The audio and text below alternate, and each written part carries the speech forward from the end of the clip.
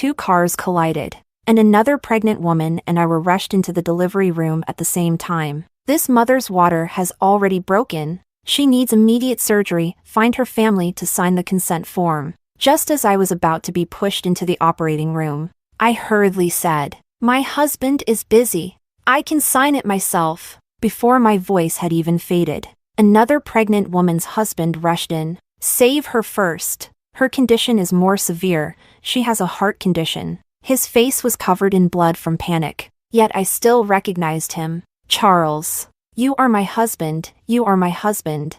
I am Charles, an obstetrician at the Central Hospital. Please trust my professional judgment." I reached out to touch him, but he slapped my hand away. "But this woman's water has already broken." Charles glanced at me. "She won't die. I'm her husband. I can sign the liability waiver." Chapter 1. The car accident happened so suddenly that the hospital's doctors were unevenly distributed. This surgery opportunity was rare. It was originally mine. But because my husband was the leading obstetric expert at Central Hospital, everyone believed in his professional judgment and postponed my surgery. As my hospital bed was pushed away, Charles didn't even spare me a glance. His hands clutched tightly around Sabrina's, all his concern laid bare. "It's okay. Once the approval goes through, I'll personally operate on you. You will definitely make it off the operating table safely." The tenderness in his eyes stabbed through me. Without a bed for me, they placed me in the hallway,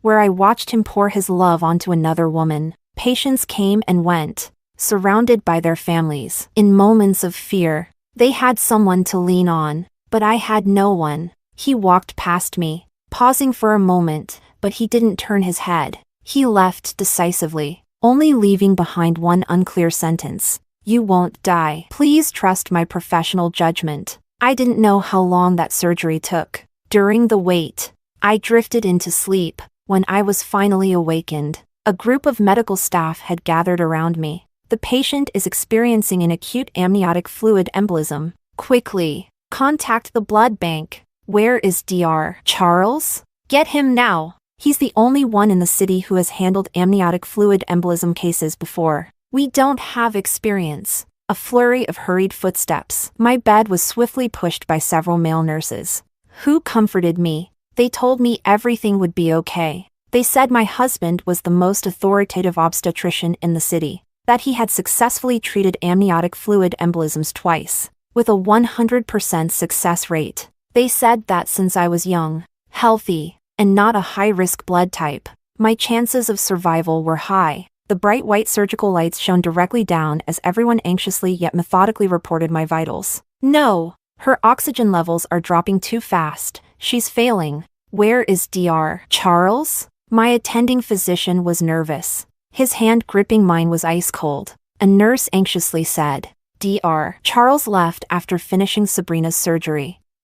He said Sabrina woke up and wanted porridge, wanted him to personally make it." "Call him." "We did. He's not answering." The baby has no heartbeat either. The mother is losing consciousness. She's not going to make it." My attending physician squeezed my hand tightly and firmly told me, "You were assigned to me, and I will not give up on you easily. Don't give up on yourself either. Notify the pediatric team. We will do everything we can to save both the mother and the baby." "Okay." I blinked silently. Someone in this world still wanted me alive, so I had to fight for it. The other doctors were still trying to contact Charles. My attending physician, along with several of the hospital's top specialists, worked against the clock to save me. I watched as bags of blood plasma were brought in, emptied, and replaced. I saw the doctor sweating yet not daring to hesitate for a second, and my chest ached with sourness. Just then, an intern excitedly held up my phone and shouted,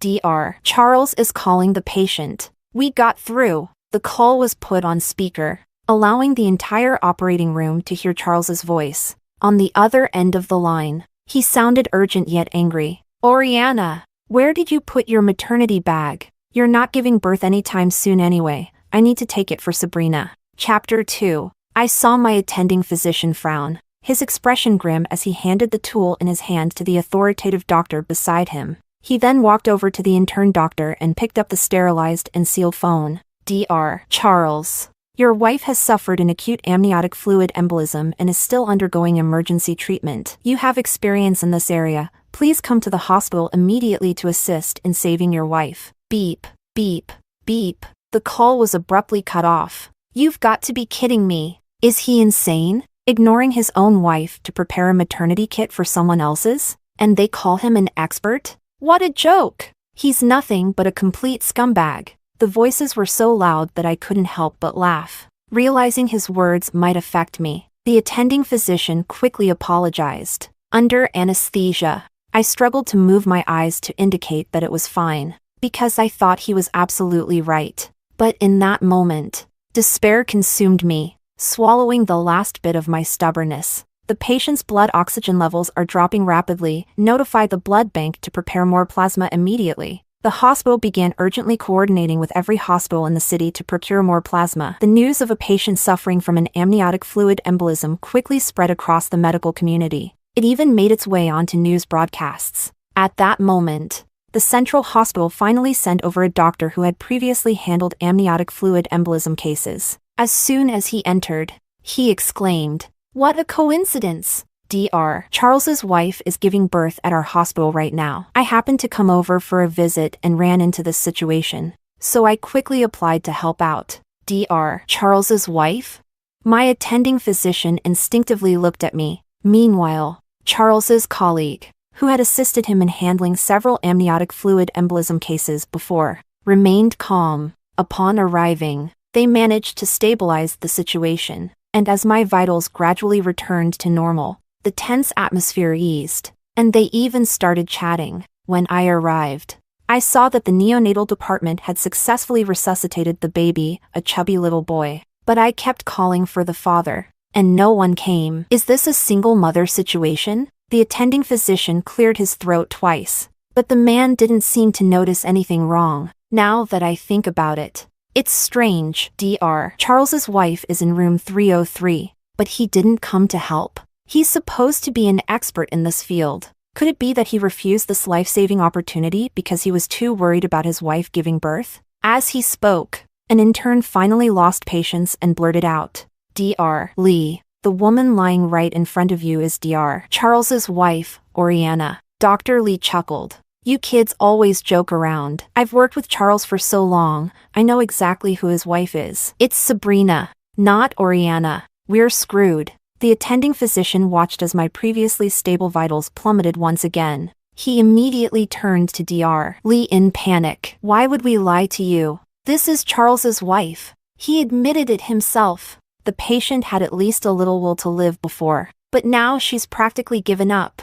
Dr. Lee slapped his forehead. "I thought you were joking." Just then, the sound of a baby's cry echoed through the room. The attending physician turned to the two pediatric doctors and ordered, "Bring the baby over to the mother immediately." I forced my eyes open and saw the slightly bluish newborn. I couldn't help but smile. He was so ugly, looking exactly like Charles. And yet, I loved him so much, an instinctual, uncontrollable maternal love that overwhelmed any bitterness I had. After a full day and night of emergency treatment, after receiving over 500 units of plasma, I finally survived. When I was transferred from the ICU to a regular ward, the confinement nanny we had previously hired had already arrived after being notified in advance. I noticed her awkward expression and then glanced at the used diaper in her hand. I immediately understood. "Madam, the sir insisted that I take care of Miss Sabrina first." I really had no way to refuse. Chapter 3. Just as I was about to respond to the nanny, I heard Charles's voice coming from outside the door. "Aunt Wu, hurry up! The baby spit up again, and Sabrina doesn't have the strength to hold him." As he pushed open the hospital room door, he visibly froze for a moment. Meeting my gaze, he spoke with a casual indifference. "Our son is still in the incubator, so Aunt Wu isn't needed here for now. Let Sabrina use her for a while. I'm sure you don't mind. Oh, by the way, I've asked your parents to come take care of you. I'm too exhausted from looking after Sabrina. I really don't have the energy to care for you anymore. I hope you understand." As he spoke, a few of his colleagues walked in, carrying a large pile of gifts. "What are you still doing here? Your sister-in-law is asking for you. What happened to Sabrina?" without a second thought. He assumed they were referring to Sabrina as sister-in-law and rushed off in a hurry. His colleagues followed behind him, leaving only Aunt Wu standing there, completely bewildered. "You're Dr. Charles's wife, aren't you? Isn't that Sabrina just a friend of his? Why is everyone calling her his wife?" I smiled. Maybe they misunderstood.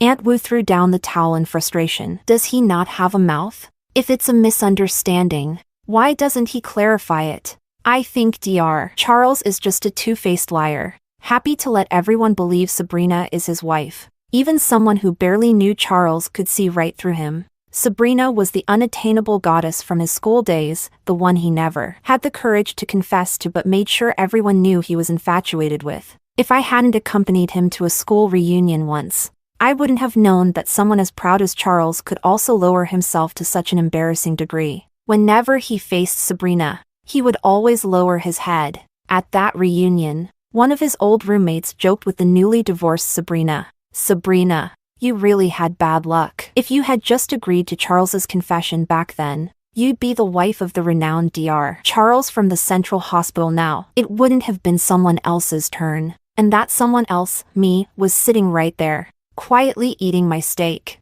None of his old classmates liked me. They saw me as the obstacle standing between Charles and Sabrina, believing that without me, their goddess would have had a rightful place. Even Charles seemed to think that way. After that reunion, he started emotionally distancing himself from me, using work as an excuse to only come home once a week. He even refused to accompany me to my prenatal checkups. Yet he constantly appeared in Sabrina's social media posts, gradually becoming the perfect man in her captions. When people misunderstood their relationship, Sabrina would simply smile and let it slide, never explaining, never denying, just accepting it all. Charles was exactly the same. He found pleasure in the assumption that his wife was the beautiful and radiant Sabrina. We had argued about this once before. He claimed that the truth will always prevail and that there was no need to prove himself over something false. He told me to respect his right to have friends. When it came to Sabrina, he was never confident enough, so the moment she showed him any affection, he would act like a desperate dog, throwing himself at her. But when it came to me, he had always believed he was my best option. Before we had a child, he thought I couldn't leave him. Now that we had a child, he was even more convinced that I would never be able to go. And so, he became more and more brazen. But he forgot, I am not like him. I was never willing to be a dog, forever feeding on scraps. Sabrina's hospital room was right next to mine. A constant stream of visitors came to see her, Charles's colleagues, his old classmates, even Dr. Lee, the doctor who had assisted in my emergency treatment. "Charles, this is absolutely disgusting. Sabrina is not your wife. Yet you never clarified, letting all of us be fooled for so long. We were calling her sister-in-law every single day. Do you know how humiliated I felt when I realized I had been saving the real Mrs. Charles while addressing the wrong woman?" Dr. Lee sounded genuinely angry. His voice was loud enough to penetrate the thin hospital wall. Charles was silent for a long moment before he finally responded. "I never told you to call her sister-in-law. You all did that on your own." Chapter 4. You seriously couldn't just tell them she's your classmate? And your wife just barely survived an amniotic fluid embolism. Yet you're here taking care of Sabrina instead of checking on her? Aren't you afraid your wife will leave you? Dr. Lee shouted as he tried to push open my hospital room door, attempting to force Charles inside. But Charles slammed it shut with force. "Afraid? I wish she would run away." He sneered. "She was the one who chased after me relentlessly. After all those years of being a backup option, she finally got what she wanted. How could she possibly leave? And now that she has a child, she's even less likely to run." He scoffed again. "She's not like Sabrina. Sabrina has a heart condition, she's fragile. But Oriana? She was an athlete. An amniotic fluid embolism might be a big deal for most people. But for her, it's nothing. And you call yourself an expert in gynecology?" Dr. Lee snapped. "Do you not understand how high the fatality rate of an amniotic fluid embolism is? The woman who died on your operating table last year was an athlete, perfectly healthy, yet she died within 30 minutes of the embolism occurring. Your wife got lucky. Maybe even the Grim Reaper pitted her after seeing what kind of husband she married." Dr. Lee was practically spitting fire. But Charles still refused to step inside. The only thing he did was casually transfer me $20,000 and tell me to take care of myself.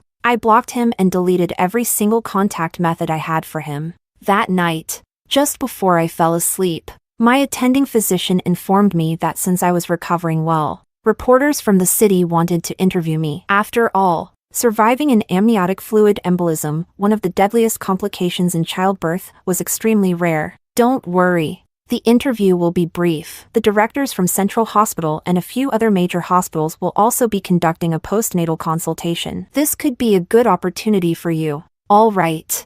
I agreed without hesitation. On the day of the interview, Charles showed up too. He was dressed in a suit, standing confidently in the crowd, recounting the difficulties of performing an amniotic fluid embolism surgery. Beside him, Dr. Lee looked completely defeated, staring at the ground, unwilling to say a word. Meanwhile, several directors from Central Hospital gazed at Charles with admiration, occasionally throwing in words of sympathy. As doctors, the last thing we ever want to do is operate on our own family members. And Charles didn't just face an ordinary case, he had to save both his wife and unborn son. It takes incredible mental fortitude to withstand that kind of pressure and still achieve such a successful outcome. His superior showered him with praise, even giving him a knowing glance. Charles walked through the crowd and stopped in front of me. You know I'm about to be promoted. This is an opportunity. Luckily, the patient was you. If it were someone else, things wouldn't have been as easy to arrange. Just don't say anything wrong later.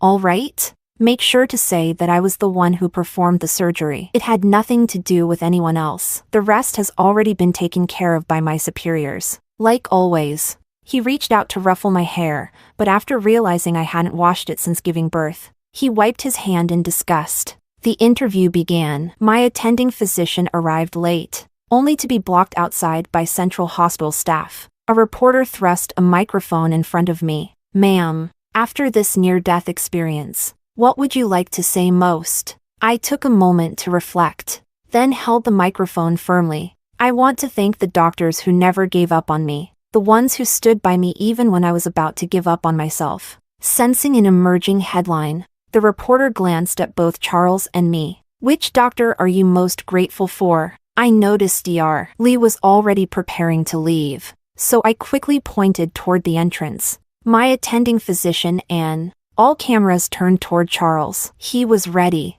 a speech already prepared in his mind, but I pointed at someone else. Dr. Lee from Central Hospital. The crowd erupted in whispers. Charles's eyes widened in shock. He fumbled with his phone, trying to send me a message, but when he hit send, his expression grew even darker. Meanwhile, Dr. Lee looked utterly stunned. His initial surprise soon gave way to an expression that looked like he was about to cry. The reporter, momentarily flustered, scrambled to follow up. Anyone else? I smiled. Of course, the person I want to thank the most is my husband. Chapter 5. Charles's expression changed instantly, his face softening into a look of affection as he gazed at me. But the moment my next words left my lips, his smile froze. If my husband hadn't chosen to abandon me in a life-threatening moment to operate on his mistress, I wouldn't have met my dedicated attending physician or the tireless Dr. Lee, who came to assist me. And of course,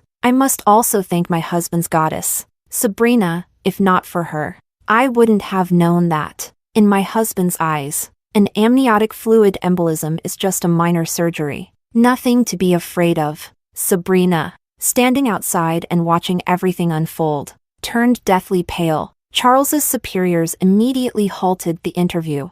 After a stern reprimand from his boss, Charles stormed into my hospital room in a rage, only to find Aunt Wu tidying up. Where's Oriana? She had been here just a moment ago. How could she disappear so quickly?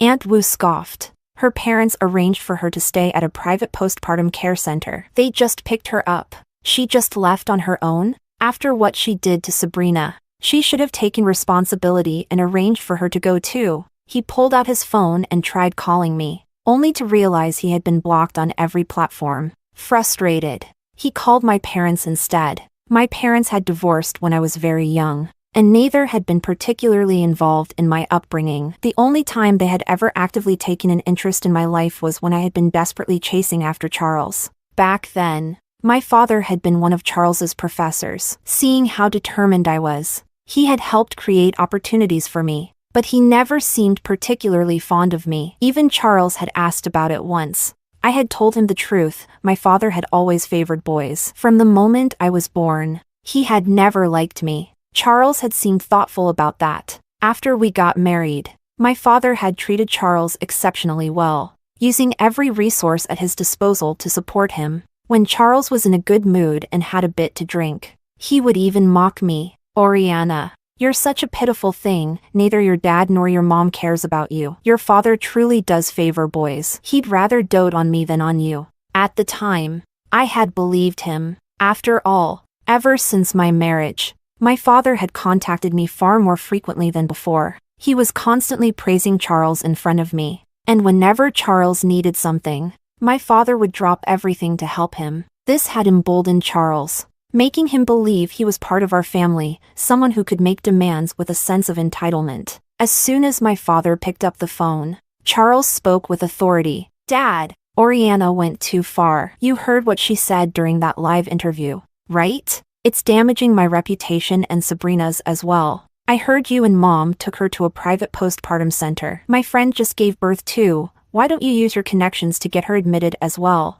Oriana can cover the cost." Sitting beside me, my father's expression darkened. He had already learned everything that had happened during my emergency. His face was grim, his brows tightly furrowed. "Charles," he said in a dangerously calm voice, "do you really think you're my son?" Charles was momentarily caught off guard. My father let out a cold chuckle. "Just because Oriana's mother and I divorced, and we were both too busy to take care of her properly, doesn't mean that some outsider like you has a more important place in my heart than my own daughter." I quietly sipped my soup. My mother immediately handed me a small plate with a dessert. "It's coconut flavored. Your favorite. Your father specifically instructed the kitchen to make it for you." Tears welled in my eyes as I took a bite. Meanwhile, my father stood up, seething with anger as he snapped into the phone. "Oriana's mother and I were good to you because we expected you to be good to Oriana. It was never because I preferred boys. Even if you were my own son, which you are not, I still wouldn't be stupid enough to favor you over my own daughter." Chapter 6.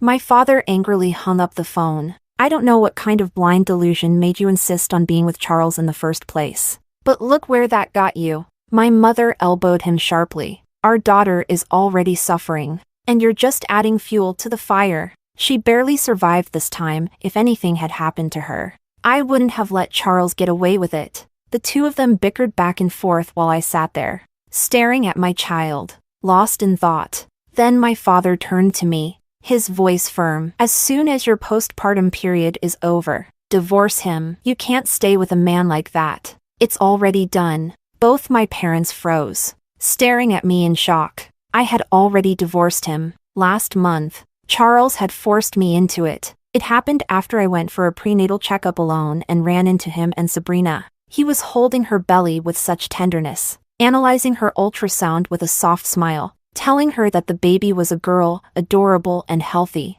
Meanwhile, I stood alone, clutching my own examination report, arguing with a woman who had cut in line. I almost got pushed down, but Charles walked right past me as if I didn't even exist. But Sabrina saw me. That night, she sent me a message. It contained screenshots of her chat with Charles. It turned out they had been in frequent contact ever since the reunion. Whenever Charles was on night shifts and not by my side, he was video calling her. In his messages, I was nothing more than a nuisance, a burden. He didn't love me, but he felt obligated to take responsibility. He told her that sometimes he truly wanted to divorce me, but I clung to him like my life depended on it. "She's not as good as you, in every possible way. Sometimes I regret not waiting longer for you. If I divorce her, do we still have a chance? Really? You still like me? Don't worry. Even though this child isn't mine, I will take care of her. I won't miss a single one of your checkups." Sabrina claimed she wasn't trying to break up my marriage. She just wanted a father figure for her unborn child. Even a godfather would do. She told me not to be too jealous, or else Charles would be under too much psychological pressure. When I showed the messages to Charles, he snapped. "If you can't accept my friendship with Sabrina, or an innocent child, then let's just get a divorce." Fine. I was heavily pregnant, but I still went with him to file for divorce. At first, the clerk refused, but after seeing my determination, they processed the application. They reminded us that it would take 1 month for the cooling-off period to end before it would be finalized. Charles turned to me and sneered, "You better not regret this." I admit, in the days that followed, I did regret it. I was terrified of raising a child alone. I feared my parents would side with Charles and not support me. But most of all, I was unwilling to accept it. He was the person I had spent years chasing after. Was it really going to end like this? But after everything that happened, after nearly dying in childbirth because of him, every ounce of lingering attachment was shattered. I have 2 days left before the cooling-off period ends. I'll go finalize it then. My parents gripped my hands tightly, their eyes full of pain. On the day I went to finalize the divorce, my childhood friends and close girlfriends arrived, carrying armfuls of electronic firecrackers and flowers. At the entrance of the Civil Affairs office, they decorated the area as if I were there to get married instead of divorced. Then Charles arrived, holding Sabrina's baby, hand in hand with Sabrina. His face was smug, filled with the arrogance of someone who believed he had one. "Don't make a scene," he said, looking at me. "I'm not going to get back together with you. I only came here today because I'm marrying Sabrina. Step aside. We're in a hurry." My best friend raised a loudspeaker and shouted, "Clear the way. Everyone! The prestigious cheating man and his beloved homewrecker are here to register their marriage. What bad luck! Clear the way." Meanwhile, my childhood friend unfurled a huge banner. "Congratulations to my best friend for successfully dumping her old, cheating husband." Chapter 7. When I married Charles.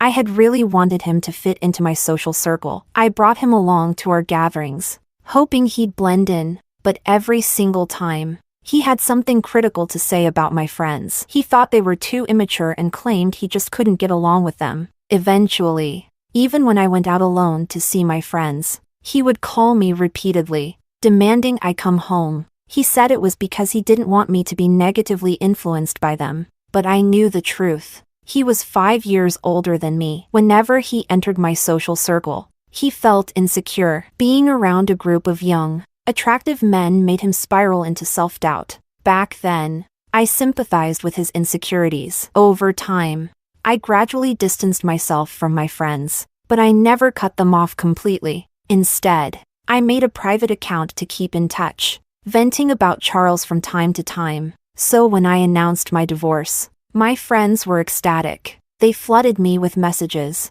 celebrating the fact that I had finally woken up. One after another, they traveled from all over just to be here for me. As I sat at the desk finalizing the paperwork, I happened to glance at Sabrina's baby. Something seemed off. Her gaze was vacant, unfocused, unusual for a baby at this stage. My mother was a pediatric specialist, and I had studied pediatric neurology before dropping out. Instinctively, I sensed that something wasn't right. There was a high chance this child had cerebral palsy, and, from the looks of it, it was the rare kind caused by genetic mutations. After finishing the paperwork, I kindly mentioned my concerns. Charles shoved me away. "Are you out of your mind? Cursing a child like that? And I'm an OBGYN expert. I obviously know more about this than a dropout like you." I laughed. "Believe what you want. I was just being nosy. If you want to stay ignorant, go ahead, enjoy your life,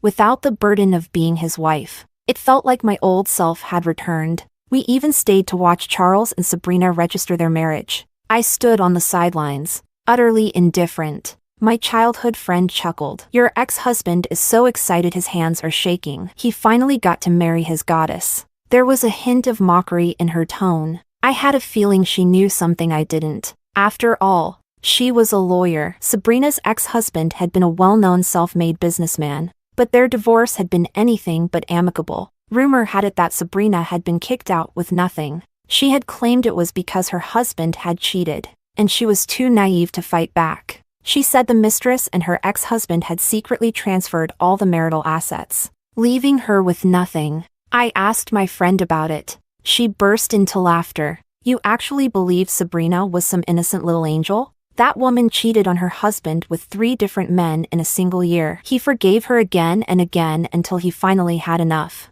She scoffed. She left with nothing because she spent all the money her husband gave her on some pretty boy lover. And guess what? The guy took the money and ran. She lost everything. I wanted to warn you and Charles about her ages ago. But before I could, your ex walked straight into her trap. I shrugged. It wasn't my problem anymore. As I stepped out of the civil affairs office, Charles looked at me one last time. I don't want the kid. I'd rather dedicate myself to raising Sabrina's child as my own. If I take in both, I might not be able to treat them equally. I smirked. No worries. I'll make sure our child knows their father died a long time ago. Oriana, your stubbornness is honestly hilarious. Charles laughed as he opened the car door for Sabrina, holding her hand. Just as he was about to get in, I slammed the door shut. This is my car, premarital asset. Almost forgot, hand over the keys. Before he could react, my friends and I piled into the car. I floored the gas pedal, leaving a trail of exhaust in Charles's face. Chapter 8. A few months later, my body had fully recovered, and I had started working in the pharmaceutical industry. I took full advantage of my father's influence, letting him bring me to all sorts of networking events. Before long, I had made a name for myself in the industry. Even Charles's hospital, Central Hospital, had reached out to discuss a potential partnership for purchasing advanced medical equipment. That day, I was having dinner with several hospital representatives. Among them was Martin, my former attending physician. He had since become quite accomplished in his own right. As we toasted each other, he laughed. It's only been a few months, but I barely recognize you. The change is incredible. I tilted my head and gave a shy smile. Maybe I just got older. After having a baby, my skin isn't as good as before, so I guess it's natural you wouldn't recognize me. He shook his head. No, you're more confident now. By the way, how's little Bean? Some of the nurses in our department still talk about him all the time. I smiled and pulled out my phone, flipping through photos of my son. Ever since he was born, my entire photo album had been filled with him. At first, he had looked exactly like Charles. Seeing his face used to irritate me, but as he grew, he started resembling my side of the family more. I was so focused on showing Martin pictures that I didn't realize someone was standing behind me. Charles. He was craning his neck, looking at my phone screen over my shoulder, unaware of his presence. I continued scrolling. Then, suddenly, a group photo popped up. Martin grinned. A boyfriend? My face flushed red. Not quite a boyfriend, just someone I was getting to know. He was my best friend's older brother. We had met before, but recently, since he was a neurosurgeon and I worked in pharmaceuticals, we had been interacting more. He looks familiar. Martin frowned for a moment before his eyes lit up in realization. Wait, he's the genius neurosurgeon with autism, isn't he? The word autism caught the attention of everyone at the table. I nodded with a smile. Yes, he's on the autism spectrum, but he's much better now. Then, a voice dripping with mockery came from behind me. So, after leaving me, you settled for an autistic guy? Oriana, you're hilarious. I turned around. Charles. I had heard that he wasn't doing well. Lately, all his surgeries had been handed over to Dr. Lee. The one operation he had performed had nearly resulted in massive blood loss, almost killing the patient. As a result, Central Hospital had sidelined him, relegating him to outpatient consultations only. I hadn't expected to see him today. He confidently pulled out a chair and sat beside me. I glanced at him. That seat isn't yours. He smirked. Everyone knows Central Hospital is your biggest buyer for medical equipment. If I don't sit here, then who should? He leaned in slightly, lowering his voice. Oriana, stop playing hard to get. I know you've been asking around about me. Just because Sabrina and I are getting divorced doesn't mean I'm coming back to you. I rolled my eyes. Get up from this seat. He grabbed my wrist, gripping it tightly. Enough of this nonsense. My patience has its limits. Just as he was about to force himself into the seat, Dr. Lee arrived, hand in hand with his wife. When he saw Charles, his expression darkened. The hospital already rejected your request. What are you still doing here? Charles's face stiffened. Then, without warning, He wrapped his arms around me. The hospital rejected me. He said smugly. But my ex-wife won't, right? Ori? I looked at him, wondering where he got this level of self-delusion. You're right. I won't reject you. I'll kick you out. Security. He was dragged away,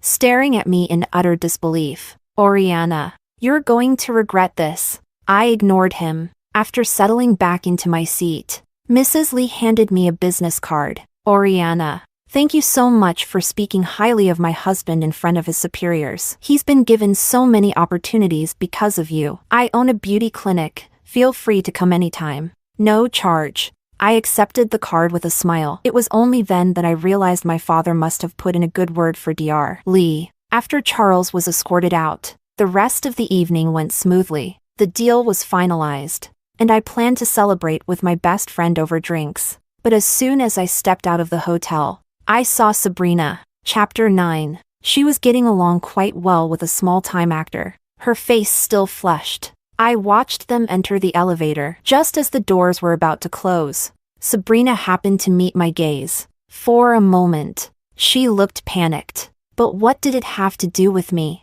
I turned around and got into my friend's car. On the way home, Charles, whom I had unblocked not long ago, suddenly sent me a message. He probably never expected me to take him off the block list. I want to see my son. After all, I'm his father. Can I meet him? He sent a bunch of messages. I replied with just one. He doesn't have a father. Take good care of your and Sabrina's child. Then I blocked him again. But I never expected to see Charles at my house a few days later. That day, I had just finished working overtime. My best friend had her brother pick me up. Our relationship had warmed up a bit. Getting someone with autism to actively care about others was already quite rare. As I stepped out of the elevator, I saw Basil standing in front of me with a small cake and a bouquet of sunflowers. I heard you like sunflowers, so I got you some. And this is a tiramisu for you. When we arrived home, he skillfully pressed my door code. Mom, Dad,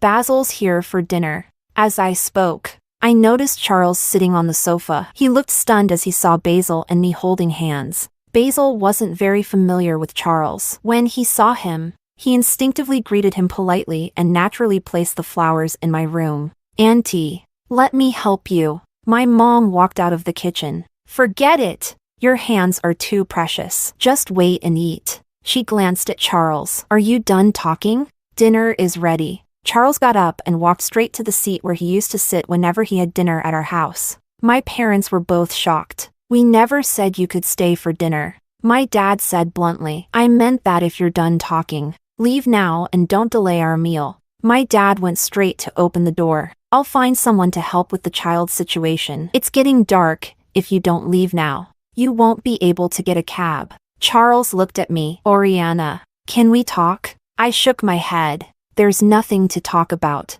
I walked inside and told my mom to add more chili. I was in the mood for something spicy. Basil glanced at Charles. Do you need me to press the elevator for you? That line made Charles furious. He stormed off angrily. After watching him leave, my dad shut the door firmly. What bad luck. We were supposed to pick up the kid from your childhood friend's place today. But the moment we stepped out, we ran into Charles. He said he came to see the child. So your mom and I decided not to go. Coming to see his kid empty-handed, he doesn't even know the kid's name. And he still dares to call himself a father. My mom served the dishes. Basil picked one up and looked at me, noticing how I was stuffing piece after piece into my mouth. He chuckled. You didn't. I didn't. Don't worry. No one eats the same pile of crap twice. Then my dad told me that Sabrina's child did indeed have some issues, which had only recently become apparent. Charles wanted my dad's help in finding a neurosurgeon to take a look. He asked for my opinion. I didn't mind. After all, I felt nothing for Charles without love. There wasn't much hatred either, just indifference. Meanwhile, Basil had been temporarily assigned to the Central Hospital due to his outstanding skills. So I went there to visit him. As soon as I stepped inside, I saw Dr. Lee. He walked over with a smile. Basil is in a meeting. You can wait in my office. It's quite hot outside. I nodded and followed him into the office. The moment I pushed open the door, I saw Charles inside. He and Sabrina seemed to be arguing. Sabrina was shouting loudly that she wanted a divorce. Charles pointed at her. Think carefully. If we divorce, Oriana will be waiting for me with the kid. Chapter 10. Sabrina let out a chuckle. She's already blocked you, and you still think she's waiting for you? She has a prestigious status now. Her little boyfriend, Basil, is the top neurology specialist. You haven't even seen your own kid. Where do you get all this confidence from?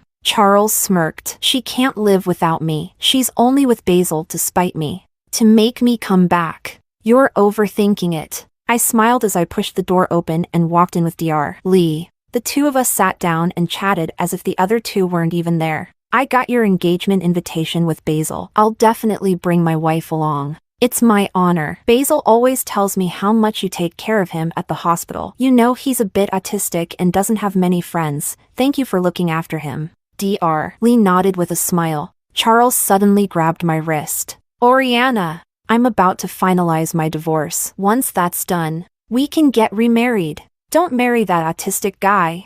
Who wants a third-hand reject like you? And autism is still better than being a piece of trash. Oriana, you weren't like this before. You used to. I sighed and pushed him away. I used to be an idiot, but I've recovered now. Don't grab me like that. Your wife is still here. It wouldn't be good if she misunderstood. Sabrina scoffed, then turned and walked away with her little boy toy. Charles's eyes widened. Sabrina waved at him dismissively before leaving for good.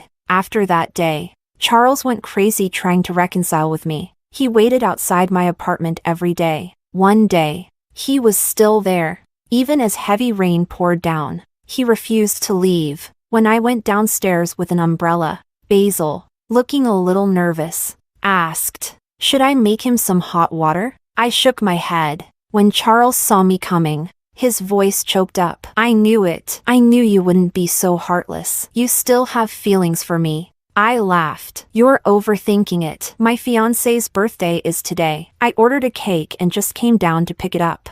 I took the cake from the delivery guy, then turned to Charles. A good ex should be as good as dead. He grabbed my hand. I turned around and slapped him. Stop pretending to be deeply in love. I don't have time to play along. If you can disappear, then disappear. I never want to see you again. As I walked back upstairs, I heard a loud thud from behind, but I didn't look back. It wasn't until much later that I found out Charles got into a car accident that night. He was paralyzed. Sabrina didn't divorce him, but she sent him to a rehabilitation center while she moved into the house Charles had bought, living with her boy toy and spending the compensation money. But she had a botched plastic surgery, which led to an infection, and her face rotted. The child surgery was successful, but because her boy toy scammed her out of all the money, the follow-up treatments were delayed. When my friend heard about it, she just shook her head. See? Karma still exists.